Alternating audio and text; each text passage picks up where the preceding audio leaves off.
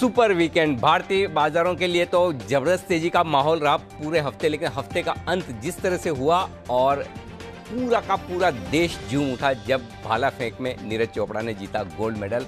और वाकई में एक बड़े गौरव की बात। और दीप, अब तक का सबसे बेहतरीन ओलंपिक समाप्त हुआ हमारे लिए दमदार तरीके से। आपको, हमारे सारे दर्शकों को बहुत बहुत बधाई इस सुपर अचीवमेंट के लिए। बिल्कुल दुनिया भर के बाजारों से संकेत बेहतर आते हुए दिख रहे हैं दीप। और देखिए, अमेरिकी बाजारों में फिर से रिकॉर्ड बने हैं और डाउ रिकॉर्ड ऊंचाइयों पर बंद हुआ है, S&P रिकॉर्ड ऊंचाइयों पर बंद होता दिख रहा है। 35,100 35,200 की रेंज में बार बार जाकर जो डाउ अटक रहा था, ऐसा लग रहा है कि पार करके आगे बढ़ने को अब तैयार हो चुका है। तो बड़े लंबे समय बाद, हालांकि बंद एग्जैक्टली 35,208 के आसपास हुआ है, वही 35,100 35,200 की रेंज है जहाँ पर डाउ अटकता है, लेकिन उम्मीद करें कि इस बार पार निकलेगा। लेकिन अच्छे रोजगार आंकड़े आए हैं और उसके दम पर सोने चांदी में गिरावट होती हुई दिखी है। तो कमोडिटी मार्केट में एक्शन बरकरार है, लेकिन इस बार थोड़ी कमजोरी की तरफ। जो गोल्ड काफ़ी समय से लग रहा था कि मेक और ब्रेक वाले मामले में, लेकिन ऐसा लग रहा है कि तेजी नहीं हो रही, कमजोरी होती दिख रही है। नतीजों के लिहाज से वीकेंड पर बड़ा एक्शन भरा दिन रहा। आज थोड़ा दिग्गज कंपनियों के लिहाज से थोड़े नतीजे कम है, थोड़ी शांति है, लेकिन वीकेंड पर जो रिजल्ट आए उस पर भरपूर एक्शन आज देखने को मिलेगा। प्राइमरी मार्केट का एक्शन कम होने की तैयारी में बिल्कुल भी नहीं है। रोलेक्स रिंग्स आज IPO लिस्ट होने वाला है। इसके साथ ही दो बड़े इंटरेस्टिंग IPO आज खुलेंगे, नुवोको और साथ ही साथ कार ट्रेड। इन सब पर करेंगे विस्तार से बातचीत। जी दी। बिल्कुल सर, तो IPO के लिहाज से तो आज और भी बड़ा एक्शन होने वाला है। पिछले हफ्ते 4 IPO से इस हफ्ते भी 4 IPOs हैं और साथ ही लिस्टिंग के अभी इंतजार है। पर आज आप ऑफिस में हैं सर, हफ्ते की शुरुआत में तो एक्शन भी दमदारी होना चाहिए उस हिसाब से। बताएं सर, जो नया हफ्ता शुरू हो रहा है उसके लिए मार्केट्स पर आपकी कहां पर नजर रहेगी? ग्लोबल संकेत दीप पॉजिटिव साइड पर हैं। इस हफ्ते की शुरुआत करने के लिए कहीं कोई समस्या नहीं। लाइफ टाइम हाई पर अमेरिकी बाजार बंद हो रहे हैं। हम लगातार यही कह रहे हैं कि 1-2 दिनों की कभी भी अमेरिकी बाजारों में कमजोरी गिरावट आती है, उससे डरने घबराने की जरूरत है नहीं। ट्रेंड तेजी का है, कभी थोड़ी तेजी कभी थोड़ी मंदी वो होती हुई दिखेगी। बंद हुए हैं मजबूती के साथ। डाउ फ्यूचर हल्की फुल्की प्रॉफिट दिखा रहे हैं, प्रॉफिट बुकिंग दिखा रहे हैं, कोई खास चिंता की बात है नहीं। SGX निफ्टी थोड़ा बहुत नीचे है, शायद वो डेटा की वजह से, जो कि FIs की तरफ से और घरेलू फंड्स दोनों के आज के ट्रिगर्स नेगेटिव साइड में। FIs भी नेगेटिव साइड में और घरेलू फंड्स भी नेगेटिव साइड है, यानी कि हफ्ते के आखिरी दिन परसों के सेशन में, शुक्रवार के सेशन में FIs और घरेलू फंड दोनों की तरफ से थोड़ी बिकवाली के आंकड़े। वायदा कारोबार के संकेत न्यूट्रल साइड पर हैं, सेंटीमेंट और ट्रेंड पॉजिटिव साइड पर हैं। ये आपके लिए। आइए आज के आपको बड़े जोन बता दूं जहां पर आपको नजर रखनी है। 16,125 16,200 पहला बड़ा स्ट्रॉन्ग सपोर्ट जोन है और ये आसानी से टूटेगा नहीं। और यहां पर आपको खरीदारी और शॉर्ट कवरिंग दोनों ही आती दिखेगी। फिर भी मान लें कभी ऐसा गलती से हो जाए और नीचे चली जाए तो 15,950 16,000 ब्लाइंड बाय जोन है, जहां पर तगड़ी खरीदारी आने की पूरी संभावना। वैसे वो आसानी से आएगा नहीं। ऊपर की तरफ 16,250 16,300 हल्की फुल्की रुकावट है। उसके ऊपर 16,350 लाइफ टाइम हाई और 16,425 ये वो रेंज है जहां पर प्रॉफिट बुकिंग आने की आप उम्मीद करके चल सकते हैं। ये आपके लिए निफ्टी पर अहम सपोर्ट जोन। आइए बैंक निफ्टी 35,575 35,700 बेहद नज़दीक, हम 35,800 के आसपास बंद हुए, तो वहीं पर आपके लिए सपोर्ट आता हुआ है दिखता है। और इसके नीचे अगर आप गए तो 35,300 35,400 मजबूत खरीदारी की रेंज है, जहाँ पर खरीदारी और शॉर्ट कवरिंग दोनों आने की पूरी संभावना है। ऊपर 36,000 36,200 बार बार बाजार अटकते हुए वहीं पर दिख रहे हैं, वहाँ पर फोकस करें। और उसके पार निकल कर टिके तो 36,350 36,450 अगला टारगेट बनेगा बैंक निफ्टी के लिए, जिसकी संभावना कम है। तो रेंज बाउंड मार्केट रहने की उम्मीद है। और जितना ज़्यादा गैप से खुले, जितने बड़े गैप से नीचे खुले, उतना खरीदारी का तुरंत मौका होगा। तो थोड़ी देर पहले जो दीप SGX निफ्टी 50-60 पॉइंट नीचे दिखा रहा था, अगर उतनी कमजोर की शुरुआत होती है तो खरीदारी का मौका होगा। यार 50-60 पॉइंट का मतलब हुआ आप 16,175 के करीब खुलेंगे, जहां आप बंद हुए 16,238 पर। अगर 16,175 के आसपास खुलते हैं तो डेफिनेटली वहां पर खरीदारी का मौका होगा। अगर थोड़ा और नीचे आते हैं तो और ऐड करना चाहिए। तो जितना गैप नीचे का मिले उतना जल्दी और उतना तुरंत और उतना बड़ा आपको खरीदारी करनी है, ये ध्यान में रखें। और नहीं तो फिर इंतज़ार करें। और बात वही है, स्ट्रेटजी वही है, बाय ऑन डिप्स की, उस पर फोकस करें। तो ये आपके लिए बड़े जोन दीप आज के लिए। जी बिल्कुल सर, तो सारे बड़े जोन तो आपने समझा दिए। दिन की ट्रेडिंग रेंज क्या रहेगी सर? दिन के लिए दीप ट्रेडिंग रेंज निफ्टी पर रहेगी 16,200 16,300 दिन की छोटी रेंज है।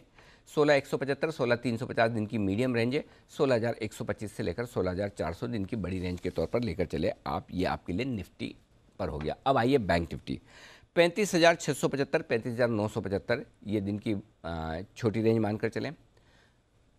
35,550, 36,100 दिन की मीडियम रेंज है, और 35,450, 36,200 दिन की बड़ी रेंज के तौर पर लेकर चल सकते हैं आप। आइए, अगर आपकी पोजीशंस जो भी हैं उसके हिसाब से मैं बता दूं। पहले तो इंडेक्स में एफआईज की लॉन्ग पोजीशन थोड़ी सी घटी है, 3% घट कर आई है, 66% के आसपास। ठीक है, कंफर्टेबल है, कोई दिक्कत वाली बात नहीं है। पुट कॉल रेशो थोड़ा हल्का हो गया और ज़्यादा अच्छा है, 1.4 का पुट कॉल रेशो बेहद कंफर्टेबल है, कोई दिक्कत वाली बात नहीं। विक्स 2% घटा है, ये भी अच्छे संकेत। तो डेटा तीनों के तीनों आपको अच्छे संकेत दे रहे हैं, किसी तरह की कमजोरी के संकेत है नहीं। ये आपके लिए बड़ी रेंज आज की, और कुछ और संकेत। जी दीप। बिल्कुल सर, अब बताइए कि पोजीशंस हैं तो क्या करना चाहिए, एग्जिस्टिंग पोजीशंस वालों को क्या ध्यान में रखना है? खरीदारी कर सकते हैं दीप, और खरीदारी करने के लिए आपका स्टॉप लॉस होगा 16,100 का। 16,125 निकल कर आता है, 25 पॉइंट की लिबर्टी ली है मैंने, थोड़ा सा रिस्क कम रखने के लिहाज से 16,125 का स्टॉप लॉस रखें, डे ट्रेड के लिहाज से भी और क्लोजिंग के हिसाब से भी। अगर आप 16,100 के नीचे बंद हो रहे हैं, देखिए आप पिछले 4 सेशन से 16,130 के ऊपर बंद हो रहे हैं, 16,130, 16,258, 294, 238, यानी कि वैसे पिछले 3 दिनों से तो 16,200 के ऊपर बंद हो रहे हैं, तो कायदे से आप 16,200 का भी रख सकते हैं स्टॉप लॉस, लेकिन लाइफ टाइम हाई पर हैं, थोड़ा सा रिस्क रखें। और रिस्क क्या है, 16,100 मतलब भी क्या हुआ, 125 पॉइंट, 125 पॉइंट का मतलब 1% भी नहीं। तो अब 1% की रिस्क भी नहीं रखेंगे तो ट्रेड क्या करेंगे? तो इंडेक्स में 16,100 का स्टॉप लॉस ज़्यादा ठीक होगा, और चाहें तो 16,125 का रख लें, दोनों में से कोई भी चलेगा। 16,125 बेसिकली सपोर्ट लेवल है, वहाँ पर आपको फोकस करना है, पहली बात। अब दूसरी चीज़, बैंक निफ्टी पर स्टॉप लॉस थोड़ा या तो बहुत दूर का निकल कर आता है, या नज़दीक का है तो बहुत ही नज़दीक है, तो मैंने नज़दीक वाला चुना है 35,650। 35,650 को हमने पिछले 2 दिनों से तोड़ा नहीं है, तो वहाँ पर आप स्टॉप लॉस रख सकते हैं, और क्लोजिंग बेसिस पर 35,500 का रख सकते हैं। जो थोड़ी सी रिस्क ज़्यादा ले सकते हैं 300 पॉइंट की, वो 35,500 के स्टॉप लॉस के साथ भी चल सकते हैं, आपकी अपनी रिस्क पर है, वो डिसाइड कीजिए। अब आइए शॉर्ट पोजिशन है, अगर है तो वैसे होनी नहीं चाहिए, 16,349, 16,349 ये लाइफ टाइम हाई है 5 तारीख का, 5 अगस्त का। इसके ऊपर का स्टॉप लॉस है, चाहे इसके ऊपर हम बंद हों और चाहे इसके ऊपर हम इंट्राडे में निकले, शॉर्ट पोजीशन काट लेनी चाहिए। वैसे क्लोजिंग स्टॉप लॉस अगर जिसको छोटा रखना है 16,300 का भी आप रख सकते हैं। तो जैसे निफ्टी में छोटा स्टॉप लॉस 16,200 का बनता है क्लोजिंग का, वैसे ही शॉर्ट साइड पर 16,300 का भी बनता है, आपके ऊपर है आप कौन सा रखना चाहते हैं। ठीक है, अब आइए बैंक निफ्टी 36,250, ये शॉर्ट पोजीशन पर स्टॉप लॉस है जो 450 पॉइंट दूर है। अब जिनको छोटा रखना है स्टॉप लॉस, वो 36,000 का भी रख सकते हैं, लेकिन मैं ये कहूँगा 36,250 का रखें तो ज़्यादा सेफ है। दूर है लेकिन स्टॉप लॉस दूर ही निकल कर आ रहा है, लेकिन फिर भी जिनको रिस्क ज़्यादा नहीं रखनी, 200 पॉइंट की रखनी, तो वो 36,000 के आसपास का, 36,050 के आसपास का भी रख सकते हैं। ये आपके लिए सारे के सारे स्टॉप लॉस के लेवल। जी दीप। क्लियर है सर, तो ये तो रही मौजूदा पोजीशंस। नई पोजीशंस कैसे बनानी है आज सर? खरीदे निफ्टी 16,100 के स्टॉप लॉस के साथ, सिंपल 16,260, 16,290, 335, 350 और 400, ये टारगेट है ऊपर की तरफ निफ्टी के लिए, जिनके लिए आपको करनी है खरीदारी। और जो लोग शॉर्ट करना चाहते हैं डेफिनेटली करें, 16,300 से मूड बनाना शुरू करें। 16,350 के जितना नज़दीक बेचेंगे उतना बढ़िया है, टुकड़ों टुकड़ों में बेचें, 16,300, 325, 350 टाइप ऐसे भी बेच सकते हैं। स्टॉप लॉस आपका 16,400 का होगा। नीचे की तरफ के जो टारगेट बनेंगे वो बनेंगे 16,260, 16,225, 16,200 और 16,175, ये सारे के सारे टारगेट्स हैं जिनके लिए आपको करनी है बिकवाली निफ्टी में। तो ये हैं सारे लेवल्स खरीदारी और बिकवाली के निफ्टी के लिहाज से। अब आइए बैंक निफ्टी, खरीदना है 35,575, 35,675 की रेंज में आप चांस ले सकते हैं खरीदारी करने का। स्टॉप लॉस लगाइए आप 35,300 का, बहुत दूर का दे रहा हूँ स्टॉप लॉस, मुझे पता है बहुत दूर का मतलब बहुत ही दूर का है। वो इसलिए कि अगर आपको बहुत ही कम रिस्क रखनी तो 35,500 का रखिए, अदरवाइज 35,300 से 35,400 की रेंज में स्ट्रॉन्ग सपोर्ट जोन है, वहाँ से घूमना चाहिए, इसलिए आपको 35,300 का स्टॉप लॉस दिया। लेकिन जिसको कम रिस्क रखनी वो 35,500 का भी रख सकते हैं। नहीं तो कुछ लोग देख के बोलेंगे अरे स्टॉप लॉस तो इतना दूर, टारगेट इतने छोटे, तो वो समझना पड़ेगा आपको ये एग्जैक्टली किस तरह से ट्रेड करना है। ऊपर में 35,850, 800, 36,000, 36,100 और 36,200, ये सारे टारगेट्स हैं जिनके लिए आपको करनी है खरीदारी। जो लोग शॉर्ट करना चाहते हैं ज़रूर करें, शौक से करें। 36,200 के जितना नज़दीक बेच पाएँ उतना बढ़िया है, ठीक है। 36,100 36,200 तो परफेक्ट सेल जोन है ही अब तक। 36,000 से आप मूड बना सकते हैं बेचने का। ऊपर में स्टॉप लॉस 36,250 का कर ले, 35,850, 35,700, 35,550, ये वो सारे लेवल्स हैं जिसके लिए आपको करनी है बिक वाली बैंक निफ्टी में, ठीक है ना। तो ये निफ्टी और बैंक निफ्टी पे डीप आपके लिए ट्रेड आज के लिए। बिल्कुल सर, तो ये तो रहा पूरा सेटअप और important levels. Sir ban list भी लगातार बढ़ती जा रही है, 6 दिन हो गए इस सीरीज के और अब 6 स्टॉक्स हैं जो वायदा कारोबार की बैन लिस्ट में है। Sun TV, IB housing, Canara और आरबीएल। और साथ ही आज एंट्री ले रहे हैं नैल्को और सेल, दोनों नतीजों पर भी रिएक्ट करेंगे और साथ ही वायदा कारोबार की बैन लिस्ट में भी, तो इंटरेस्टिंग होगा वहां पर एक्शन। सर डेटा भी थोड़ा समझाएं, एफआईएस डीआईएस का डेटा थोड़ा सुस्त आते हुए दिखा है सर, क्या समझे यहाँ से? हल्की सी प्रॉफिट बुकिंग और बिकवाली आप कह सकते हैं जो हुई है, इतना ही है दीप। कैश मार्केट में तो कम ही बेचा है एफआई ने, 69 करोड़ का बहुत ज़्यादा नहीं है, लेकिन एफएनओ में ज़्यादा बेचा है। इस वजह से मैंने डेटा नेगेटिव साइड पर रखे हैं। 588 करोड़ के इंडेक्स फ्यूचर्स बेचे हैं एफआई ने, ठीक है। 828 करोड़ के स्टॉक्स बेचे हैं, तो 8, 5, 13, 14, 1500 करोड़ के आसपास की नेट बिकवाली है एफआईज की तरफ से डायरेक्शनल तौर पर, इसलिए डेटा मैंने नेगेटिव साइड पर रखे हैं। घरेलू फंड्स का जहाँ तक सवाल है दीप, इन्होंने बिकवाली की है, ठीक है, और वो की है 630 करोड़ के आसपास की, इसलिए उनके डेटा भी थोड़ी कमजोरी की तरफ। तो आज अगर ऊपरी स्तरों पर बाजार को रुकना अटकना है और थोड़ा सा जो है ना मामला कह सकते हैं कि अगर कमजोरी वाला ऊपर की तरफ बने, प्रॉफिट बुकिंग आती दिखे, तो उसकी वजह एक ही है, एफआईज और घरेलू फंड थोड़ी बहुत प्रॉफिट बुकिंग ऊपरी स्तरों पर करते हुए दिख रहे हैं, बस उतना ही है। तो ये आपके लिए डेटा है। अब आइए एफएनओ डेटा। सबसे इंपॉर्टेंट लेवल सपोर्ट के लिहाज से 16,200 है, जहां पर 29 लाख शेयरों का ओपन इंटरेस्ट है पुट में, 16,300 पर 35 लाख शेयरों का ओपन इंटरेस्ट है कॉल्स में। तो 16,200 16,300 तुरंत प्रभाव से आपके लिए रेंज होती है निफ्टी की, ठीक है। और 16,300 के पार निकल कर, ठीक है, तो फिर अच्छी शॉर्ट कवरिंग, थोड़ी खरीदारी और आती दिखेगी, 50 पॉइंट आपको ऊपर ले जाएगी। 16,200 के नीचे फिसले तो 25 से 75 पॉइंट नीचे आप आ सकते हैं, 16,125 16,175 की रेंज में ये डेटा में दिख रहे हैं। तो कोई खास जो लेवल्स दिए उससे डेटा में बदलाव नहीं, क्योंकि वीकली सीरीज शुक्रवार को ही शुरू हुई है, तो थोड़े डेटा और बनेंगे अभी एक आध दिन में। 16,200 16,300 इमीडिएटली आपके लिए रेंज बन जाती है। अब आइए बैंक निफ्टी। 36,000 पार जब तक न करें तब तक बैंक निफ्टी में मज़ा नहीं है, और वो इसलिए दीप की 36,000 के कॉल्स पर 15 लाख शेयर हैं, 7 लाख शेयर शुक्रवार को ही जुड़े हैं, तो 36,000 आपके लिए रुकावट का काम करेगा। तो अपसाइड 150-200 पॉइंट की है। नीचे कितना गिर सकते हैं? नीचे गिरने में बहुत ज़्यादा जगह है नहीं, 35,650, 150 पॉइंट नीचे स्ट्रॉन्ग सपोर्ट है, और उसके नीचे गए तो 35,500 के आसपास अगला सपोर्ट बनकर आएगा। तो डेटा वही है और लेवल्स वही है जो हम डिस्कस कर चुके हैं निफ्टी बैंक निफ्टी पर वायदा कारोबार के लिहाज से।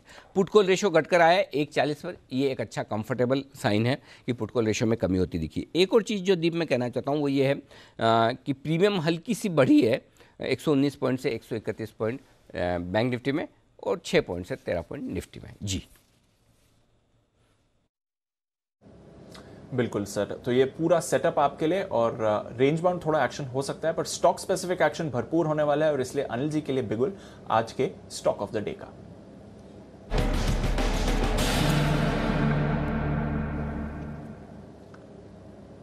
बताएं सर। दीप खरीदारी करने की राय है, खरीदारी करनी है कोल इंडिया के फ्यूचर्स में, और यहाँ पर कोल इंडिया के फ्यूचर्स में अगर आप खरीदारी करते हैं तो स्टॉप लॉस लगाइएगा 144 रुपये का, 144, टारगेट 152, 155, 160, 3 टारगेट के लिए खरीदारी करनी है। सिर्फ आज के लिए नहीं, ये पोजिशनल ट्रेड के लिहाज से 2-3 दिनों के लिहाज से ट्रेड करें। उसकी वजह यह कि कल आने वाले रिजल्ट्स, और मैं कॉमन सेंस से अनुमान लगा रहा हूँ कि रिजल्ट्स अच्छे होने चाहिए, अंदाज़ा लगा रहा हूँ, और वो अंदाज़ा क्यों लगा रहा हूँ उसका बेसिस मैं आपको बताऊँ। अब तक जितने रिजल्ट्स आए पावर कंपनियों के, आज टाटा पावर के रिजल्ट्स देखिए बहुत ही ज़बरदस्त है, मतलब हर एक पैमाने पर। तो पावर कंपनियों के रिजल्ट्स एक तो बढ़िया आ रहे हैं, पहली चीज़, और क्यों आ रहे हैं वो समझना ज़रूरी है। पावर सेक्टर के जो कस्टमर्स हैं, जो कंपनियां हैं, जो सेक्टर्स हैं जो पावर का इस्तेमाल ज़्यादा करते हैं, वहाँ पर सब जगह बड़ी स्ट्रॉन्ग डिमांड है। मसलन फॉर एग्जांपल स्टील देख लीजिए, स्टील में पावर की रिक्वायरमेंट काफ़ी ज़बरदस्त है। स्टील कंपनियाँ फुल कैपेसिटी पर चल रही है, सीमेंट कंपनियाँ फुल कैपेसिटी पर चल रही है, राइट। तो जाहिर सी बात है कि पावर कंजम्पशन बहुत ही स्ट्रॉन्ग लेवल पर है, बहुत ज़बरदस्त है। जब इन सारे कमोडिटीज़ कंपनियों के रिजल्ट्स इस वजह से ज़बरदस्त आ रहे हैं कि फुल प्रोडक्शन है, ज़बरदस्त डिमांड है, जाहिर सी बात है यही चीज़ आपको देखने को मिलेगी। और दूसरी चीज़ ये कि हाल ही में कोयले के दाम भी काफ़ी बढ़ते हुए दिखे हैं, भले ही इस रिजल्ट्स में उसका असर आए ना आए, अगले रिजल्ट्स में थोड़ा उसका भी इम्पैक्ट दिखेगा। और तीसरी बात ये भी कि कोल इंडिया ने पिछले कुछ समय से लगातार वो फॉरवर्ड कॉन्ट्रैक्ट करने के, लॉन्ग टर्म कॉन्ट्रैक्ट करने के बजाय स्पॉट में बेचने का ज़्यादा मन बनाए, तो स्पॉट की प्राइसेस जो बढ़ रही हैं उसका भी फ़ायदा कोल इंडिया को मिलेगा। तो हमें लगता है कि एक और दूसरी बात यह कि 16,000 के लेवल पर लाइफ टाइम हाइपर निफ्टी पर आप थोड़े सस्ते स्टॉक्स ढूंढ नहीं चाहते हैं जहाँ पर रिस्क थोड़ी कम हो और पैसा बनने की गुंजाइश। स्लो मूविंग थोड़ा बोरिंग स्टॉक होता है, लेकिन जिन्हें इस तरह के स्टॉक पसंद है उनके लिए ये कॉल बन सकता है। प्योरली रिजल्ट के लिहाज से और रिजल्ट की रिस्क आपको पता है, तो स्ट्रिक्ट स्टॉप लॉस के साथ ट्रेड करें 152, 155, 160 के टारगेट के लिए। जी दी बिल्कुल, तो कोल इंडिया पर रखनी है नजर। और आज ढेरों स्टॉक्स भी नतीजों पर रिएक्ट करेंगे, उस पर भी करेंगे थोड़ी देर में चर्चा। पर आईपीओ मार्केट में भी जबरदस्त एक्शन बना हुआ है अनिल जी, इस हफ्ते भी रहने वाला है। सबसे पहले तो जो आज की लिस्टिंग होने वाली है रोलेक्स रिंग्स, इस पर अपनी राय दें, किस तरह की होगी लिस्टिंग और आपकी क्या सलाह है? लिस्टिंग अच्छी होनी चाहिए दीप, क्योंकि इशू को रेस्पॉन्स बहुत ही तगड़ा मिला था, ज़बरदस्त भरा ये इशू, और जाहिर सी बात है कि इतना इन्वेस्टर्स का इंटरेस्ट रहा है, तो लिस्टिंग मजबूत होनी चाहिए। हमारी जो राय थी इस आईपीओ में वो ये था कि हाँ, risk taking investors listing gain के लिए पैसा लगाएं। तो जिन्होंने रिस्क ली और जिन्हें अलॉटमेंट मिला भी कितना को है वो देखना होगा, क्योंकि 130 गुना इशू भरा था, तो आई डोंट थिंक बहुत ज़्यादा लोगों को अलॉटमेंट मिले होंगे। मेरा ये समझना है नीचे में 1200, ऊपर में 1300 रुपये, इस रेंज में लिस्ट हो सकता है। लिस्ट होने के बाद थोड़ा वोलेटाइल रह भी सकता है, क्योंकि दोनों तरफ के व्यू होंगे। कुछ लोग हैं जिन्हें बहुत पसंद आएगा और वो खरीदारी करने की कोशिश करेंगे, जाहिर सी बात है अगर 130 गुना इशू भरा है तो बहुत लोगों को पसंद है तभी भरा है। कुछ लोग ऐसे होंगे जिन्हें लगेगा कि ऊपरी स्तरों पर थोड़े वैल्यूशंस महंगे हो गए, तो 1300-1400 रुपये के आने में वहाँ पर प्रॉफिट बुक भी कर सकते हैं। आपको प्योरली स्टॉप लॉस के साथ चलना है, और स्टॉप लॉस होगा आपका 1100 रुपये। अगर 1200-1300 रुपये की रेंज में लिस्ट हो जाए तो 1100 का स्टॉप लॉस रखें, ताकि आप अपने लिस्टिंग गेन को प्रोटेक्ट कर सकें और अपने स्टॉप लॉस को ट्रेल करते चलें। समझिए 1300 हो गया तो आपने 1200 कर दिया, 1350 हो गया तो 1250 पर ले आए, तो आप अपनी रिस्क के हिसाब से अपना जितना प्रॉफिट बनाना उस हिसाब से स्टॉप लॉस ट्रेल करते चलें, ये आपके लिए ठीक रहेगा। और दीप बाकी बात करते करते आप देख लीजिए एसजीएक्स निफ्टी लाल से हरे निशान में आ गया, तो सुधर गया एसजीएक्स निफ्टी, अच्छी बात है। आपकी कमेंट्री सुन ली सर, सिंगापुर वालों ने कह रहे थे कि अगर गिरावट में मिले तो खरीदारी का भी मौका होगा, और बिल्कुल वैसे ही हो रहा है। अच्छा सर, आईपीओ पर अपनी अब राय दें, जो आज 2 आईपीओस खुल रही हैं। पहले कार ट्रेड पर बात करते हैं, क्या करना चाहिए इस इशू में सर? दीप, कार ट्रेड में हाई रिस्क लेने वाले इन्वेस्टर्स पैसा लगा सकते हैं। अब इसमें कुछ चीज़ें अच्छी और कुछ चीज़ें कम अच्छी हैं, दोनों ही तरह के इस स्टॉक को लेकर, इस आईपीओ को लेकर आप देख सकते हैं।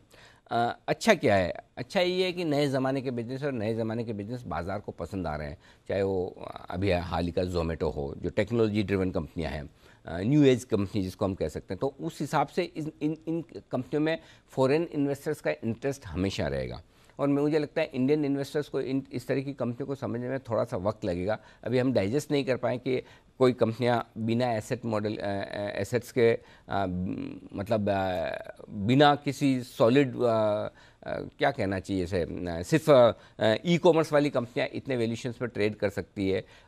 और इसमें क्या है कि एक कॉल आपको ये इस फ्यूचर पर लेना होता है कि वाकई में ये कंपनियां क्या इतनी बड़ी हो सकती है, इतना बड़ा वैल्यूशन ला सकती है। क्योंकि अगर आप अभी के वैल्यूशंस देखेंगे, अभी के रेवेन्यू और प्रॉफिटेबिलिटी के देखेंगे, तो आपको लगेगा कि इतना बड़ा किस बात का पैसा भाई। लेकिन वही है कि एक अलग तरह के इन्वेस्टर्स की जमात है जो इस तरह के आईपीओ को पसंद करती है। अच्छा क्या है पहले वो समझ लीजिए। न्यू एज बिजनेस है, और न्यू एज बिजनेस में आमतौर पर कैश बर्न करने वाली कंपनियां होती है, पैसा उड़ाने वाली कंपनियां होती है, लॉस करने वाली कंपनियां होती है। इस कंपनी के साथ अच्छी बात है कि ये प्रॉफिट मेकिंग कंपनी है, ये अपने आप में एक बड़ा अचीवमेंट है, इसमें कोई डाउट नहीं।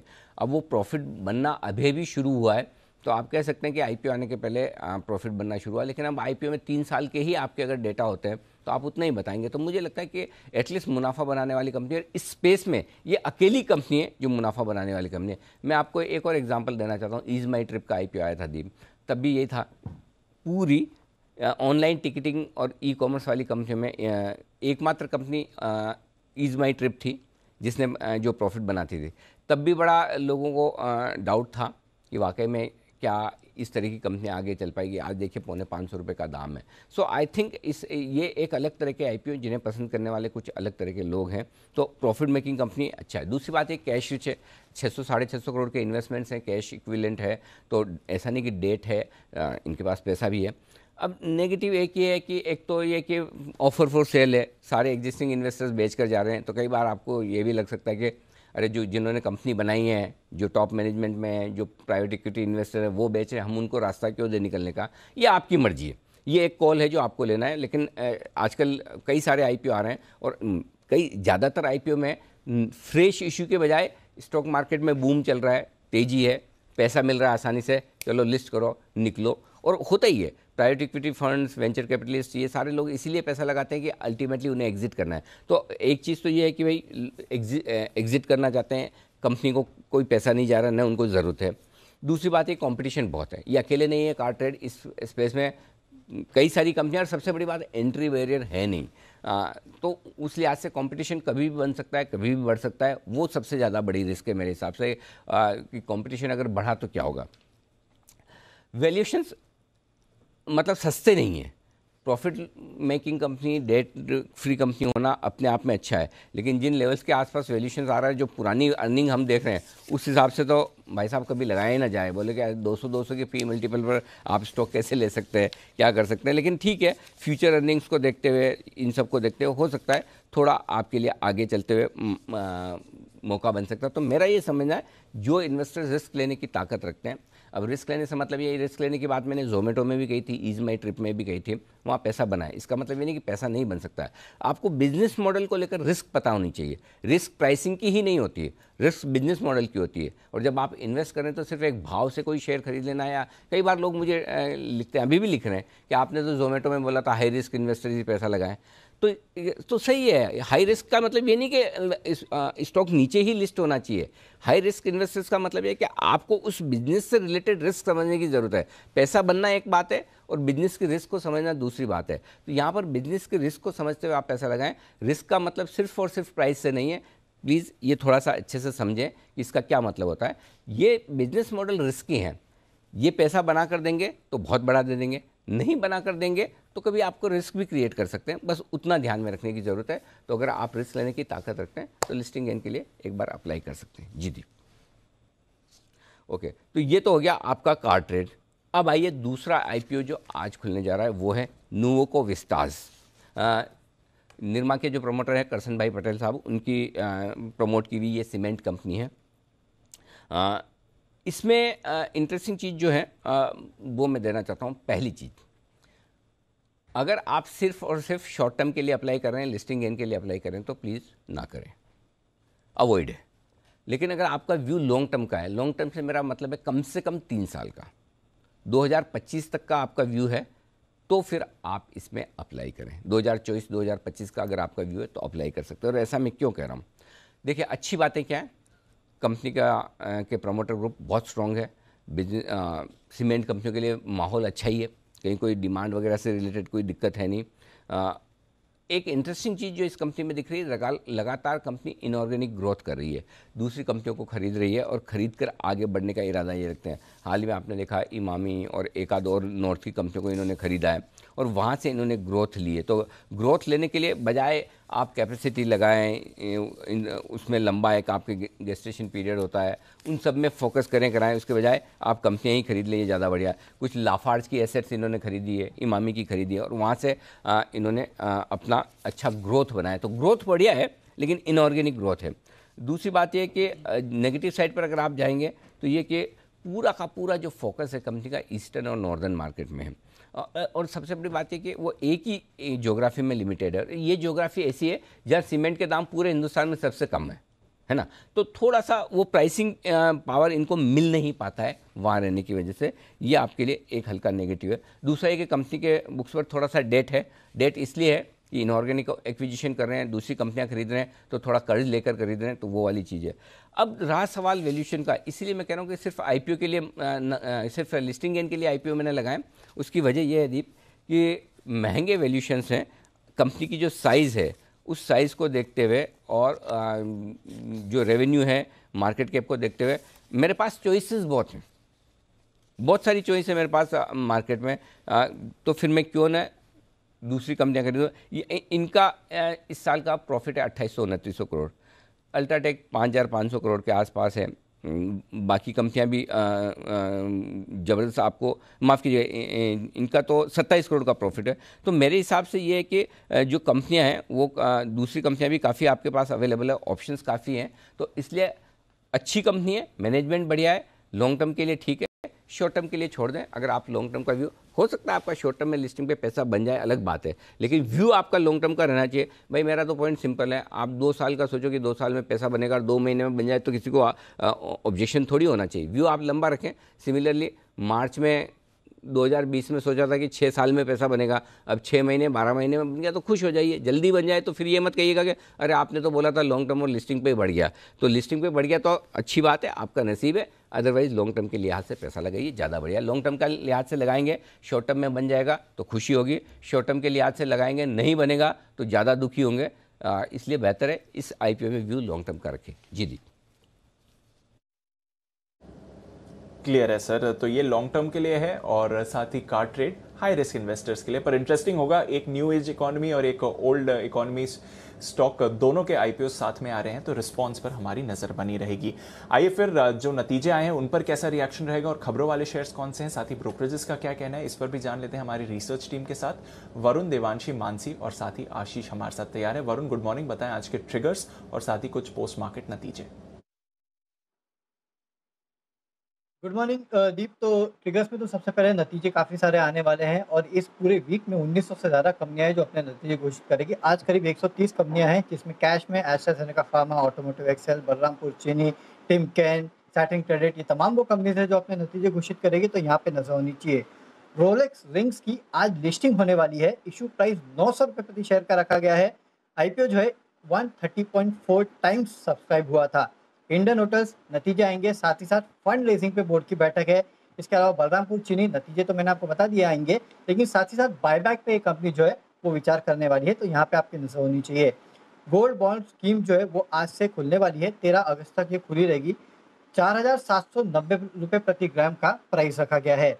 कुछ शेयर्स एक्स डिविडेंड होंगे तो एडजस्टमेंट देखने मिलेगा। आइशर मोटर्स 17 रुपये प्रति शेयर का, कोफोस 13 रुपये प्रति शेयर का, सिप्ला 5 रुपये प्रति शेयर और ग्रेफाइट 5 रुपये प्रति शेयर का डिविडेंड है, तो उसका एडजस्टमेंट देखने मिलेगा। नतीजे जो आफ्टर मार्केट है फ्राइडे को, उसमें बैंक ऑफ बड़ौदा, ये तो सैटरडे को नंबर्स आए थे, कंपनी घाटे से मुनाफे में आई है। करीब करीब 864 करोड़ के घाटे के मुकाबले 1209 करोड़ का कंपनी ने मुनाफा किया है। हमारा अनुमान 960 करोड़ के मुनाफे का था। NII जो है 7,892 करोड़ पे आया है। नेट इंटरेस्ट मार्जिन बढ़ा है 2.59% से बढ़ के 3.1%, और कंपनी के जो ग्रॉस NPA हैं वो स्टेबल रहे हैं, 8.87% से कम होकर 8.61% के आसपास आए हैं। स्लिपेजेस में कमी आई है, ये भी आपको बता दूं। बालकृष्ण इंडस्ट्रीज ऑपरेशनली थोड़े वीक है, लेकिन बाकी पैरामीटर्स पे अच्छे, ऑपरेशनली हमारे अनुमान से थोड़े वीक है। अगर आप देखेंगे रेवेन्यूज 91.3% बढ़े हैं, 1800 करोड़ के आसपास ये आए हैं, हमारे अनुमान से बेहतर है। मार्जिन जो है 25.5% से बढ़ के 28.3% आए हैं, लेकिन हमारा अनुमान 30% का था, तो वहाँ थोड़े मिस है। मुनाफा 330 करोड़ पे आया है, वैसे भी हमारा अनुमान जो है वो 325 करोड़ के आसपास का था। बिल्कुल, और ढेरों और नतीजे भी हैं। देवांशी, गुड मॉर्निंग, बताएं आपके पास कौन से नतीजों की लिस्ट है। Good morning Deepanshu. सबसे पहले सिटी यूनियन बैंक मिले जुले नतीजे आते हुए दिखे। एसेट क्वालिटी इस बार कमजोर होती हुई दिखी है। ब्याज से आय 2.5% तक बढ़ती हुई दिखी है, लेकिन मुनाफे में एक बड़ा जंप आता हुआ दिखा है 12.5% का। लेकिन दूसरी तरफ आप देखिए प्रोविजंस बढ़े हैं, 157 करोड़ से बढ़कर 170 करोड़ पे आते हुए दिखे हैं। कामकाजी खर्च थोड़े से कम होते हुए दिखे हैं। इसके साथ ही ग्रॉस NPAs 5.1% से बढ़कर 5.6% पे आते हुए दिखे हैं। नेट NPAs 3% से बढ़कर 3.5% पे आते हुए दिखे हैं। साथ ही सोना BLW यहाँ पे भी आप देखिए मजबूत नतीजे आते हुए दिखे हैं। जो आय है वो 3.5 गुना बढ़ती हुई दिखी है। मुनाफे में भी आप देखिए अच्छी बढ़त आती हुई दिखी है, 82 करोड़ का, जो पिछले साल घाटा था। मार्जिन इस बार 19% से बढ़कर 28% पर कंपनी ने पोस्ट किए हैं। उज्जीवन स्मॉल फाइनेंस बैंक मुनाफे से घाटे में आती हुई दिखी है। कंपनी ब्याज से आय 16% तक कम होती हुई दिखी है। घाटा आया है 238 करोड़ का। पिछले साल 55 करोड़ का मुनाफा कंपनी ने पोस्ट किया था। इसके साथ ही जो मार्जिन्स है वो हल्के से कम होते हुए दिखे, 8% के आसपास आए हैं और साथ ही ग्रॉस एनपीएस 9.8% पे आए हैं, जो कि पिछले तिमाही में करीब 7% के आसपास के थे। तो ग्रॉस एनपीएस, नेट एनपीएस दोनों यहाँ पे थोड़े से बढ़ते हुए दिखे हैं। कलेक्शन एफिशिएंसी फिलहाल 78% है, जहाँ पे पेयर्स हैं वो 95% के आसपास हैं। तो इसी के चलते थोड़ा सा नेगेटिव रिएक्शन स्टॉक पर। एडवांस एंजाइम्स नतीजे काफी मजबूत हैं, आय 24% तक बढ़ती हुई दिखी है, मुनाफे में 15% की बढ़त है। जो मार्जिन्स हैं वो 47% से इस बार थोड़े से कम होते हुए दिखे हैं, 46% पे आते हुए दिखे हैं। कामकाजी मुनाफा 21% तक बढ़ता हुआ दिखा है। डॉलर इंडस्ट्रीज जो नतीजे आते हुए दिखे हैं वो अच्छे हैं। आय इस बार 28% तक बढ़ती हुई दिखी है, मुनाफे में 41% तक का जंप आता हुआ दिखा है। मार्जिन्स आप देखिए 17.3% पे रहे हैं और साथ ही कामकाजी मुनाफे में भी 24% तक की बढ़त इस बार आती हुई दिखी है। आखिर में डोडला डेयरी, यहाँ पे भी नंबर्स आप देखिए थोड़े से मिले जुले हैं। कामकाजी मुनाफा कम होता हुआ दिखा है 16%, मार्जिन्स 13% से घटकर इस तिमाही में 10% रहे हैं। साथ ही जो मुनाफा है वो 12% बढ़ा है, आय में भी 12% की बढ़त आती हुई दिखी है। साथ ही आप देखिए जो व्हाइट ओक कैपिटल है उन्होंने अपनी हिस्सेदारी बढ़ा दी है, 0.01% अपना हिस्सा बढ़ाया है। अब उनकी जो कुल हिस्सेदारी है कंपनी में वो 5% के ऊपर हो चुकी है। तो इसी के चलते अजय स्टॉक पर भी आपको नजर रखनी होगी। बिल्कुल, तो ये सारे नतीजे नजर रखेंगे और थोड़ी देर में नतीजों पर चर्चा करने के लिए वरिंदर बंसल भी हमारे साथ जुड़ने वाले हैं। पर उससे पहले मानसी से भी कुछ और नतीजों का अपडेट ले लेते हैं और साथ ही खबरें जो हैं उसके बारे में जान लेते हैं। गुड मॉर्निंग मानसी, बताइए। Good morning Deepanshu. Hindustan copper से शुरुआत करेंगे। मिले जुले नतीजे हैं क्योंकि कंपनी के मुनाफे और साथ ही मार्जिन्स के फ्रंट पर तो काफी पॉजिटिव नंबर्स आते हुए दिखे हैं। आय में गिरावट देखने को मिली है, मार्जिन्स 20% से 45% पर जाते हुए दिखे हैं। कंपनी का मुनाफा करीब 53% तक बढ़ता हुआ दिखा है और रेवेन्यू के फ्रंट पर करीब 38% की गिरावट देखने को मिल रही है। 267 करोड़ की आय कंपनी ने पोस्ट की है। तो मिले जुले नतीजे यहाँ पर हिंदुस्तान कॉपर की तरफ से। इंडिया बुल्स रियल एस्टेट घाटे से मुनाफे में कंपनी आती हुई दिख रही है, जहां 94 करोड़ का घाटा देख रही थी, अब कंपनी करीब 5 करोड़ के मुनाफे में आ गई है। कंपनी की आय जो है वो 47 करोड़ से 519 करोड़ पर जाती हुई दिखी है और साथ ही आपको बता दें कामकाजी मुनाफे की अगर बात करें वो भी 40 करोड़ पर जाता हुआ दिखा है। तो clearly India bulls real estate के नतीजे जो है वो काफी अच्छे आते हुए दिख रहे हैं। घाटे से मुनाफे में कंपनी आई है। कुछ खबरें हैं। ग्रासिम कंपनी ने रिन्यू सूर्या उदय के साथ पावर परचेज अग्रीमेंट जो है वो साइन किया है। गुजरात में 17.6 megawatt wind solar hybrid power plant को ऑपरेट और साथ ही मेंटेन करने के लिए इस अग्रीमेंट को साइन किया गया है, जिसके चलते ग्रासिम फोकस में रहेगा। एक्सिस बैंक फ्यूचर ग्रुप को लोन दी हुई राशि पर बैंक की सफाई आती हुई दिखी है। मीडिया रिपोर्ट्स में बैंक के 16,000 करोड़ के एक्सपोजर की खबर का बैंक ने खंडन किया है। फ्यूचर ग्रुप में कुल एक्सपोजर जो इनका है 648 करोड़ का है। बैंक की तरफ से सफाई आती हुई दिखी है। और अंत में अल्कार्गो लॉजिस्टिक्स डीलिस्टिंग के लिए फ्लोर प्राइस जो है 148 रुपए प्रति शेयर का तय किया गया है, जिसके चलते अल्कार्गो लॉजिस्टिक्स पर भी नजर होनी चाहिए। बिल्कुल 23% के डिस्काउंट पर है डीलिस्टिंग प्राइस ऑल कार्गो का। देखना पड़ेगा कि बाजार इस पर क्या रिएक्शन देता है। पर फाइनल सेट ऑफ खबरें और कुछ बल्ड डील्स वरुण के पास हैं। वरुण, बताइए। ओके दीप, तो सबसे पहले तो यहाँ पे Jindal steel and power JSPL यहाँ पे नजर रखिएगा, क्योंकि जिंदल पावर में जो 96.4% इस कंपनी को हिस्सा बेचना था उसके लिए वर्ल्ड डन प्राइवेट लिमिटेड की जो बिड्स थी उसको बोर्ड ने अप्रूवल दे दिया है। करीब 7,400 करोड़ में इसको बेचा जाएगा। अपफ्रंट पेमेंट करीब 3,015 करोड़ का होगा, बाकी जो बचा कुचा है वो लाइबिलिटीज होंगी। JSW एनर्जी इस कंपनी की एक सब्सिडरी है, JSW एनर्जी बारमेर। इसके शेयर होल्डर्स ने 1.2657 करोड़ बोनस शेयर्स के इशू को मंजूरी दे दी है और करीब 11:15 के रेशियो में बोनस शेयर जो है वो जारी करने वाले हैं। IDBI बैंक के स्ट्रेटेजिक सेल के लिए काफ़ी सारे जो बिडर्स है वो सामने आए हैं। JM फाइनेंशियल्स, EY, डेलॉयट जैसी कंपनियां जो है उन्होंने इसके लिए बोली लगाई है। टेलीकॉम स्टॉक्स पे नजर रखेगा, क्योंकि PMO ने DOT यानी कि डिपार्टमेंट ऑफ टेलीकम्युनिकेशन को टेलीकॉम रिवाइवल प्लान तैयार करने के आदेश दिए हैं। लाइसेंस फी में कटौती, यूनिवर्सल सर्विस ऑब्लिगेशन लागू करने जैसे कदम जो है वो उठाने को कहा गया है। इसके अलावा कुछ बल्ड डील्स जिसमें ग्रीन लैम इंडस्ट्रीज, माफ कीजिएगा, IDFC म्यूचुअल फंड ने इस कंपनी में 4 लाख शेयर बेचे हैं 1350 रुपये प्रति शेयर के भाव पे। और हैटसन एग्रो प्रोडक्ट्स, यहाँ पे प्रमोटर जो है उन्होंने 1,05,000 शेयर खरीदे हैं। 5 अगस्त को ये खरीदारी की गई है प्रमोटर्स द्वारा। ओके, तो ये है वो तमाम खबरों वाले शेयर, लेकिन अब फोकस करते हैं उन सभी शेयरों पर जहां पर आई है ब्रोकरेज रिपोर्ट्स। वक्त है एफआईआर का।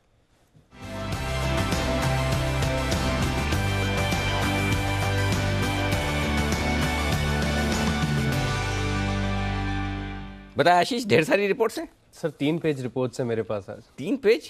माय गॉड, इतना काम किया आपने। ढेर सारी रिपोर्ट्स हैं, ढेर सारे नतीजे हमने देखे। अब उसके ऊपर जो रिपोर्ट्स आई हैं बताइए सर, डिस्कस कर लेते हैं। सबसे पहले एमएनएम देखें, यहाँ पर ब्रोकरेज हाउस की तरफ से पॉजिटिव रिपोर्ट्स आई है। मॉर्गन स्टैनली ने ओवरवेट की रेटिंग दी है, 1072 से लक्ष्य को बढ़ाकर 1158 रुपये कर दिया। 758 के आसपास की कल की क्लोजिंग है। नोमिरा भी खरीदारी की राय दे रहे हैं, हालांकि 1085 पे लक्ष्य को बरकरार रखा। और कमेंट्री भी अगर आप देखें तो स्टैंड अलोन परफॉर्मेंस मान रहे हैं कि अनुमान के मुताबिक है और आगे का आउटलुक थोड़ा सा इंप्रूविंग नजर आ रहा है। हिंडाल्को नतीजे काफी दमदार देखने को मिले थे। जेपी मॉर्गन की रिपोर्ट आई है, ओवरवेट की रेटिंग को बरकरार रखा है। लक्ष्य जो है 500 से बढ़ाकर 540 कर दिया है। जेफरीज खरीदारी की राय दे रहे हैं 560 के लक्ष्य के लिए। सिटी भी खरीदारी की राय दे रहे हैं 535, यानी जो तीनों रिपोर्ट्स आई हैं इस पर बुलिश ही आई हैं। 442 की कल की क्लोजिंग है और मान रहे कि आगे का आउटलुक है और भी बेहतर नजर आ रहा है। डेविस लैब यहाँ पर भी नतीजे काफी शानदार देखने को मिले। गोल्डमैन सैक्स खरीदारी की राय दे रहे हैं, लक्ष्य 4850 से लक्ष्य को बढ़ाकर इन्होंने 5240 रुपये कर दिया। जेफरीज खरीदारी की राय दे रहे हैं 5295 से लक्ष्य को बढ़ाकर 5624 कर दिया है। HSBC खरीदारी की राय दे रहे 5130 से लक्ष्य को बढ़ाकर 5462 कर दिया है। 4916 की कल की क्लोजिंग है। टाटा पावर यहाँ पर अगर आप देखें तो डीलेवरेजिंग प्लान्स को लेकर ब्रोकरेज हाउस सभी बुलिश नजर आ रहे हैं। जेपी मॉर्गन ओवरवेट की रेटिंग दे रहे हैं, लक्ष्य 150 से बढ़ाकर 155 कर दिया है। और मैक्वायरी ने अंडर परफॉर्म की रेटिंग को बरकरार रखा है 101 रुपये के लक्ष्य के लिए। 135 की कल की क्लोजिंग है। मेट्रोपोलिस यहाँ पर भी नतीजों का इम्पैक्ट, और ये कह रहे हैं कि तिमाही दर तिमाही अगर आप देखें तो जो नॉन कोविड बिजनेस है इसमें थोड़ी सी गिरावट देखने को मिली है। जेपी मॉर्गन अभी भी बुलिश है, खरीदारी की राय दे रहे हैं और लक्ष्य 100 रुपये बढ़ाए, 3200 से बढ़ाकर 3300 रुपये कर दिया है। गोल्डमैन सैक्स खरीदारी की राय दे रहे हैं 3130 रुपये के लक्ष्य के लिए। करीब 2890 की जो है शुक्रवार की क्लोजिंग है। अल्केम लैब्स नतीजे काफी शानदार, तिमाही दर तिमाही। जेपी मॉर्गन ओवरवेट की रेटिंग दे रहे हैं 3375 से लक्ष्य बढ़ाकर सीधे 3750 कर दिया है। 3472 कल की क्लोजिंग है। जेफरीज खरीदारी की राय दे रहे हैं 3902 रुपये के लक्ष्य के लिए। और बर्नस्टीन भी अगर आप देखें तो आउट परफॉर्म की रेटिंग को बरकरार रखे हुए 3402 रुपये के लक्ष्य के लिए। और ये मान रहे कि हर लिहाज से अगर आप देखें तो अनुमान से बेहतरीन नतीजे देखने को मिले। इप्का लैब्स यहाँ पर भी अच्छे नतीजे आए, जिसके चलते सीएलएसए ने जो है रेटिंग को अपग्रेड कर दिया। बिक्वाली से अब ये आउट परफॉर्म की रेटिंग दे रहे हैं 2400 रुपये के लक्ष्य के लिए। मॉर्गन स्टैनली ने इक्वल वेट की रेटिंग दी है और जेफरीज ने भी खरीदारी की राय दी है 2429 से लक्ष्य को बढ़ाकर 2547 कर दिया है। 2173 शुक्रवार की क्लोजिंग है। इसके अलावा अगर आप देखें तो बैंक ऑफ बड़ौदा, यहाँ पर भी ब्रोकरेज हाउस मॉर्गन स्टैनली की तरफ से रिपोर्ट आई है। ओवरवेट की रेटिंग को बरकरार रखा है 110 के लक्ष्य के लिए। सीएलए से खरीदारी की राय दे रहे 130 रुपये का लक्ष्य दिया। 83 शुक्रवार की क्लोजिंग है और नतीजे मान रहे कि एसएमई बुक्स पे थोड़ा सा दबाव देखने को मिला है। जी एंटरटेनमेंट यहाँ पर देखिए सीएलएसी की तरफ से रिपोर्ट आई है, खरीदारी की राय को बरकरार रखा है। 306 रुपये का लक्ष्य दिया है। 197 जो है शुक्रवार की क्लोजिंग है, काफी ऊंचा लक्ष्य दिया है। EU small finance bank neutral की रेटिंग दी है। नोमिरा ने लक्ष्य 1075 से बढ़ाकर 1200 रुपये कर दिया है, हालांकि 1250 के आसपास की शुक्रवार की क्लोजिंग है। वोल्टास के बाद भी वोल्टास नतीजों के बाद मॉर्गन स्टैनली की रिपोर्ट आई है, 1092 रुपये का लक्ष्य दिया है। बालकृष्ण इंडस्ट्रीज पर जो है डाउनग्रेड आया है। अब नोमिरा ने न्यूट्रल की रेटिंग को रिड्यूस कर अब जो लक्ष्य दिया है, हालांकि वो 1900 से बढ़ाकर 2200 रुपये कर दिया है और 2450 की शुक्रवार की क्लोजिंग है। और अंत में दमदार नतीजा है सेल के। उसके बाद अगर आप देखें तो जेपी मॉर्गन ने न्यूट्रल की राय दी है, लक्ष्य 135 से बढ़ाकर 150 कर दिया है। 141 जो है वो शुक्रवार की क्लोजिंग है।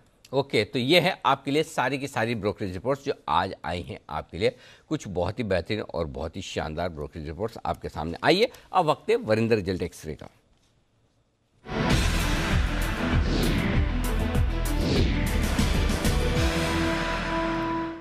पूरा वीकेंड रिजल्ट्स के लिहाज से बेहद एक्शन भरा रहा।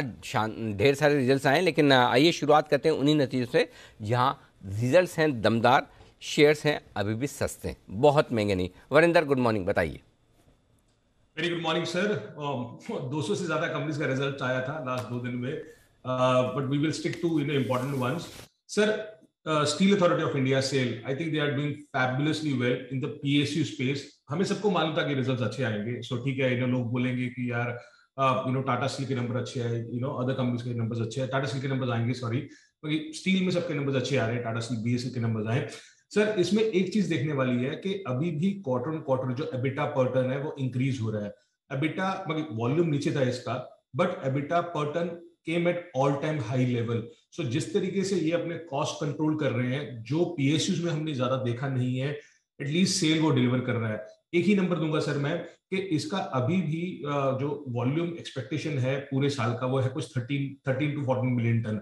आज ये 20,000 पर टन कमाता है। इसके हिसाब से आज ही के भाव पे मतलब जो इसने डिलीवर किया है इस क्वार्टर में, इसके हिसाब से भी लगाया जाए तो कम से कम 26,000 करोड़ का इसका एबिटा आना चाहिए। 26,000 करोड़ का मतलब है अगर आप इसको 5 का भी मल्टीपल देते हैं ईवी एबिटा का, इसको 7 टाइम पे ट्रेड करता है, तो इसको पीएसयू करना अगर आप नीचे भी देते हो फॉर वट एवर रीजंस, तो भी इसका जो मार्केट ईवी है वो 1,30,000 करोड़ होना चाहिए। डेट रिडक्शन हो रहा है, 5,000 करोड़ इसमें हुआ, 20,000 करोड़ का डेट रह जाएगा सर एक साल के बाद। तब भी सर इसका market cap over 1 lakh crore होना चाहिए, जिसका मार्केट कैप अभी 60,000 करोड़ है। तो एज पर मी अभी भी मतलब विद 7% डिविडेंड यील्ड अभी भी ये बहुत सस्ता ट्रेड कर रहा है कंपेयर टू द बिगीज, और ये 50 मिलियन टन का कैपेसिटी की बात कर रहा है। टाटा पावर रिजल्ट्स शानदार थे, आपके चैनल पे भी सबने बताया, ब्रोकरेजेस का बताया। बट एक बहुत इंपॉर्टेंट चीज क्या थी सर कि अभी पावर सेक्टर में बैंकर्स फाइनली जो लोअर रेट्स है वो ट्रांसमिट कर रहे हैं, जो पहले नहीं हो रहा था। इस बार अगर आप नंबर्स देखें तो फंडिंग कॉस्ट जो है उनकी ऑलमोस्ट 100 बेसिस पॉइंट नीचे आई है टाटा पावर की, I think which is a big thing. Of course coal realisation help the company, EVs में वो काम कर रहे हैं, ईवी चार्जिंग में 40% मार्केट शेयर हो गया है, रिन्यूएबल एनर्जी ईपीसी में काम कर रहे हैं तो 10% से प्लस मार्केट शेयर हो गया है। But I think the more important thing take away for me was कि आज पावर सेक्टर में banks are ready to lend lower rate, जो पहले नहीं हो रहा था। बहुत महंगा स्टॉक नहीं है सर, 20-22 टाइम पे ट्रेड करता है। एल्केम लैब्स बहुत अच्छे नंबर थे आफ्टर डॉक्टर रेड्डीज। पीपल वो वरिड कि यार यूएस में क्या होगा, यूएस में किस तरीके से नहीं होगा, बट एल्केम लैब के नंबर्स बहुत शानदार है compare to what people were expecting. Around 450 crore EBITDA expected था सर, 600 करोड़ एबिटा आया। तो रिजल्ट्स एक्सपेक्टेशन से कम 20% ऊपर थे और 25 टाइम पे ट्रेड करता है। अगर मैं मिड कैप्स की बात करूं सर, तो one result which we really liked and Omkara has been bullish on this stock is Global Spirits. Sir ये कंपनी जो है ना, ये हाईएस्ट कैपेसिटी है, मतलब बलरामपुर से भी ज्यादा इसका कैपेसिटी है एथेनॉल में, और ये इंडिया की largest grain based distillery company है। अगर आप नंबर्स देखें quarter quarter Y N Y बहुत अच्छे आए इस कंपनी के, 26% मार्जिन हो गया है, लास्ट क्वार्टर 24% मार्जिन था, वाई एन वाई तो 17% ही था। इसका 100 रुपए के ईपीएस के आसपास एक्सपेक्टेशन है कि नेक्स्ट ईयर हो सकता है सर। अभी भी ये 10 टाइम पे ट्रेड करता है, तो बहुत ही सस्ता स्टॉक है। ग्रेफाइट इंडिया कमोडिटी बज ऑल ओवर, आई थिंक इस बार कैपेसिटी यूटिलाइजेशन इंक्रीज हुई और रियलाइजेशन इंप्रूव हुई, जिसके कारण इसके नंबर्स बहुत अच्छे आए हैं। सो ईयर ऑन ईयर तो लॉस होगा, बट एटलीस्ट 3-4 क्वार्टर से कंसिस्टेंटली देख रहे हैं हम लोग कि ग्रेफाइट के नंबर्स अच्छे आ रहे हैं। Dollar industry sir last number इस कैटेगरी में, आई थिंक सेल्स कम थी जो हमें एक्सपेक्टेड था, बिकॉज रूपा हुआ, डॉलर हुआ, सबके सेल्स हिट हुई है कोविड के कारण। But instead of sales going down by 33% sir, इसने एबिटा इंप्रूव किया है, तो एबिटा बाकी 35 करोड़ हो गया, जो 13% ऊपर था क्वार्टर क्वार्टर, और सेल्स नीचे थी 33%। इसमें एक इंपॉर्टेंट डेवलपमेंट हुआ है सर कि जो लक्स इंडस्ट्रीज के सीएफओ साहब हैं, he will be joining dollar industries. I think वो प्रोफेशनलिज्म जो हम बात कर रहे थे कि यहाँ पे इन कंपनीज में आने के लिए, वो धीरे धीरे प्रोफेशनलिज्म ज्यादा आ रहा है इन कंपनीज में, और बहुत सस्ता स्टॉक है सर, 15 टाइम पे ट्रेड करता है bye 22 EPS.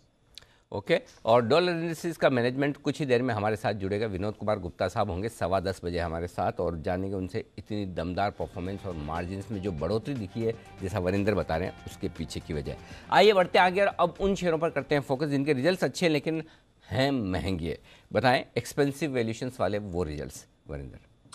Sir, DVs, what can I say about this company? I think it's hats off to this company। बाकी हम बार बार देख रहे हैं EPA केमिकल्स में मार्जिन्स कम हो रहे हैं। ये अकेला कंपनी है सर जो 40+% मार्जिन्स पे ट्रेड करता है। अभी भी वो मार्जिन क्वार्टर क्वार्टर मेंटेन कर रहा है और बढ़ा ही रहा है, 41% मार्जिन से 43.5% मार्जिन हो गए हैं। सो उस बेस पे आप सोचिए, उस बेस पे ग्रो कर रहा है, रिमार्केबल। ऑफ कोर्स सस्ता स्टॉक नहीं है, 50 टाइम पे ट्रेड करता है, बट रिमार्केबल की लास्ट 5 क्वार्टर से किस तरीके से 40% के ऊपर मार्जिन आ रहे हैं। Aarti industries, I was surprise sir honestly, because compare to other chemical companies इन्होंने बहुत अच्छा इंप्रूवमेंट दिखाया। 280 करोड़ का एक्सपेक्टेड था बिटा आएगा, उसके सामने 314 करोड़ आया। Quarter quarter Y N Y दोनों इंप्रूवमेंट हुई, मार्जिन 24% हो गए हैं compare to 21% quarter quarter. And speciality chemical segment है सर इनका, जिनका सेल्स 50% ऊपर गया और एबिट 82% गया है। सस्ता स्टॉक नहीं है, 50 टाइम पे ट्रेड करता है। और एक छोटा कंपनी है डायनामिक प्रोडक्ट्स है, बिकॉज उनका प्रोडक्शन चालू हो गया है तो उनके नंबर्स आपको बहुत अच्छे दिखेंगे, but at least they are maintaining the margins and quarter quarter they have shown improvement of 33% in terms of EBITDA. List है कमज़ोर नतीजों की, और वाकई में कुछ रिजल्ट्स तो बड़ी शॉकिंग भी है। बताएं कमज़ोर रिजल्ट्स वाले स्टॉक्स आज के लिए। सर नैल्को डिसअपॉइंटेड, बाकी बिग टाइम डिसअपॉइंटमेंट बोलूंगा सर। बाकी एबिटा मिस कम से कम 100 करोड़ का था, इसमें जो दो सेगमेंट है सर, एल्यूमिनियम और एल्मीना सेगमेंट ने बहुत डिसअपॉइंट किया। उसका जो यूएसडी एबिटा पर टन है वो 125 से 173 कम हो गया क्वार्टर क्वार्टर। सर ये अभी भी 5.5 टाइम पे ट्रेड करता है। मैं इसलिए बोल रहा हूँ कि सेल 3 टाइम पे ट्रेड करता है, ये 5.5 टाइम पे ट्रेड करता है। बट अगर आप हिंडाल्को के नंबर्स देखें सर, उसके सामने नैल्को बहुत ही वीक था। टोरेंट पावर, अगेन जब टाटा पावर के नंबर देखेंगे तो टोरेंट पावर के नंबर देखेंगे तो बोलेंगे यार टाटा पावर ने बहुत अच्छा किया, टोरेंट पावर सेल्स इनलाइन थी, बट एबिटा बहुत ज्यादा ड्रॉप किया। Sir EBITDA was down 20% quarter quarter. 900 crore expected था आएगा, उसके सामने 728 करोड़ आया। सो ऑफ कोर्स महंगा स्टॉक नहीं है, टाटा पावर से सस्ता है, 15 टाइम पे डेट करता है, टाटा पावर 20 टाइम पे है, पर Tata power did remarkably well compared to Torrent power. Astral sir it was weak, expected था in line with peers, but बहुत महंगा सर। एबिटा 50% नीचे है क्वार्टर क्वार्टर, मार्जिन 18.5% आ गए हैं। 95 टाइम्स पे ट्रेड करता है सर टीटीएम ईपीएस पे। तो आई डोंट नो कि यहाँ पे जब ग्रोथ नहीं आएगी तो इतना महंगा वैल्यूएशन सस्टेन होगा कि नहीं होगा। उज्जीवन स्मॉल फाइनेंस बैंक, क्या बोलूं सर इसके बारे में। इतना बड़ा राइट ऑफ लिया सर, 74 करोड़ के सामने 280 करोड़, और हाईएस्ट एवर जीएनपी रेशियो आई और नेट लॉस रिपोर्ट किया 7% से सर जीएनपी इस बार 9.8% चला गया उज्जीवन का। केमिकल्स में सर ये इंडिगो पेंट्स हुआ, सुदर्शन केमिकल्स हुआ, इन सब के नंबर खराब ही हैं। इंडिगो पेंट सर 100 टाइम पे 100 टाइम्स पे ट्रेड करता है, no reason why it should be. But sir इसका मार्जिन 18% होता था Y on Y, quarter quarter 17% होता था, उससे कम होकर 13% हो गया है। BEL, everyone was expecting कि BEL के नंबर्स खराब आएंगे सर, बट इतने खराब आएंगे ये सोचा नहीं था। मगर अपने को मालूम है कि BEML ने भी एबिटा लॉस किया, बट सर 76% BEL के सेल्स नीचे आए और एबिटा 97% डाउन था। इसका कॉल है सर 10 बजे BEL का। I think a lot of clarity will come in terms of what management guidance will come from BEL। Otherwise 28% margin से 4% मार्जिन आ जाना क्वार्टर क्वार्टर में, मगर it was horrible but as I said, किसी ने भी ज्यादा रिपोर्ट रिलीज नहीं किया क्योंकि 10 बजे कॉन कॉल है, उसको सुनिए, वो ज्यादा होगा। सर ये Amber Enterprise, Dixon, wonderful strong companies and everything, but इनका ग्रोथ नहीं आ रहा सर, कहीं से नहीं आ रहा। आई डोंट नो कि इतना महंगा वैल्यूएशन सस्टेन हुआ कि नहीं होगा। 70% एबिटा डाउन था। सेल्स सोच रहे थे कि 880-900 करोड़ के आसपास आएगी और 700 करोड़ सेल्स आया, तो खराब नंबर्स थे। Coming to Ratnamani metals, I think again sir expensive stock, 16 time EV EBITDA पे ट्रेड करता है और सेल्स 25% नीचे थी, एबिटा 47% नीचे था क्वार्टर क्वार्टर। जेके टायर्स, C8, ये सबके नंबर्स खराब ही आ रहे हैं। बट जेके टायर्स में क्या है ना सर, अगर अपोलो के gross margin 250 basis point down थे, C8 के 310 बेसिस पॉइंट डाउन थे, इसके सबसे ज्यादा हिट हुए ग्रॉस मार्जिन उस सेगमेंट में। सो अपोलो ने भी अच्छा नहीं किया, C8 ने भी अच्छा नहीं किया, बट इसके ग्रॉस मार्जिन सर 4% नीचे आए, which is almost double to what Apollo did. And some other company sir, लंबी लिस्ट है सो मैं ज्यादा नहीं बोलूंगा। SH Kelkar, IG petrochemicals, chemical companies में इन्होंने मार्जिन, ग्रॉस मार्जिन क्रम्बल हो रहे हैं। IFB, अरविंद फैशन ने एबिटा लॉस किया। Again I don't know why people are so bullish on these companies. Quick Heal sir, no healing for this company. People are bullish कि Quick Heal में ये है, technology में ये कर देगा, वो कर देगा, बट 54 करोड़ से सिर्फ 5 करोड़ का एबिटा रहेगा सर इसका। ओके, तो ये ढेर सारे रिजल्ट्स हैं जो हैं कमज़ोर और ख़राब है। बहुत बहुत शुक्रिया वरिंदर, ये सारे रिजल्ट्स हमारे सामने रखने के लिए।